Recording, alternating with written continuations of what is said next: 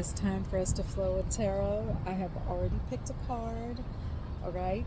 We are down to the last few cards of the deck. This has been so much fun. This is not the end though. But let me know how you have enjoyed this segment. If you're new here, this Flow with Tarot segment is not necessarily a reading. Okay, I always say that. But if you take something from our talking about a card, our present assessment of the card in the moment, then so be it. But what I wanted to use this card for was just to walk you through a little bit of how I connect with a new tarot deck. This was a new tarot deck. This deck is the melanated version of the Rider-Waite tarot deck. It's designed by Kashira Hickson, called Mahogany Tarot on Etsy, and you can also go to the website, which is mahoganytarot.com. Okay, so let's just start with the star. So I get vulnerability. I get pour into yourself. I get collect what's missing. That's interesting. Collect what you think is missing. Collect your peace. Collect your happiness. Collect your joy. Collect your desire. Collect your dreams. Put them back into your cauldron. What I get is I have this image of a cauldron being tipped over, and all of its beautiful contents are just pouring out. They're falling out. And what that indicates to me is that the star is reminding us that what we have within ourselves, it is for us first. We are the main characters in our lives. What we were born with, it is for us first. Our talents, our dreams are for us first. We have been taught to just pour out, to give away, to extend our energy, whatever that looks like. Energy in all its forms. Energy in the form of us giving away our time. Energy in the form of us giving away our money. Energy in the form of us lending our intelligence to something that we don't particularly want anymore, i.e. a job, i.e. a career that we want to change. We've been taught to just pour and give and give and give and give without giving any thought to keeping what we have for ourselves. Now, am I saying that it's wrong to share ourselves with other people? Absolutely not. What I am saying, what I am going to ask, is how much of you have you given to you? How much energy have you given to your own desires? How much energy have you given to your own money? How much energy have you given to your own talents? How much energy have you given to developing that gift, to use more? You've been saying that you want to tap into your gifts and your talents, but how much energy have you given to developing it?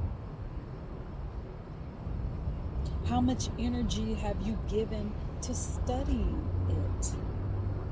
How much energy have you given to studying yourself? We often talk about vulnerability in a negative light. We often talk about vulnerability with other people in a negative light. There's always this backdrop of, oh, be careful. Be careful who you're vulnerable with. But the reason why people have been hurt by being vulnerable with other people is because they weren't vulnerable with themselves first. They didn't know themselves first. Because when you know, motorcycle, when you know yourself first,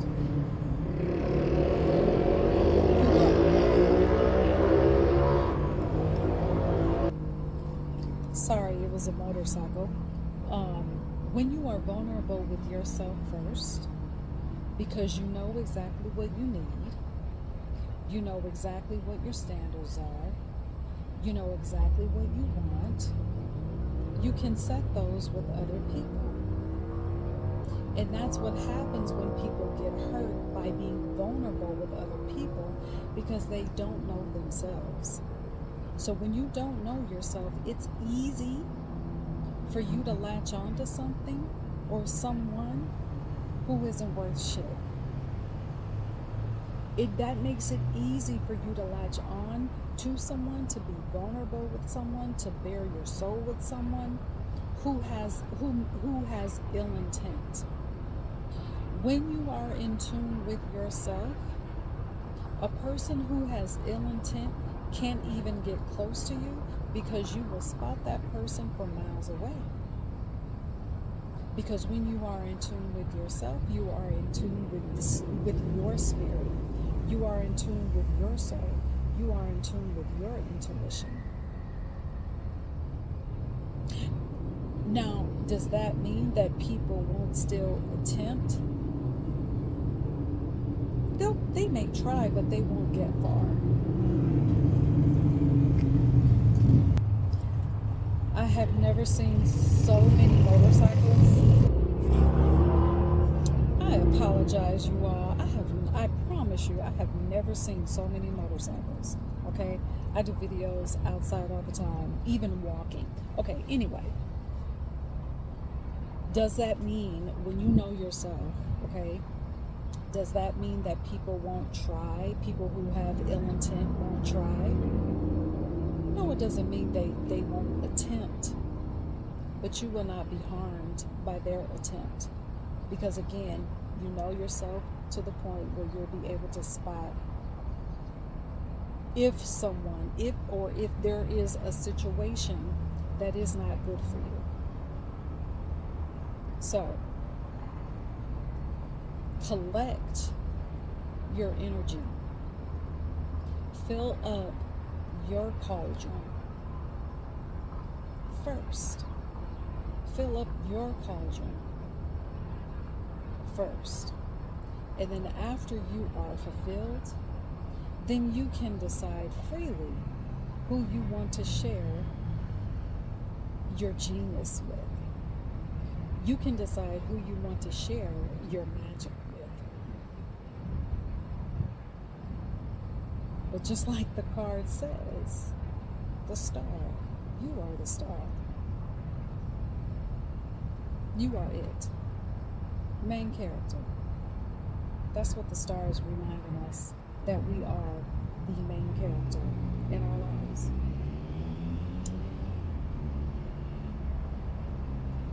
Yeah, that's it for now with the star card.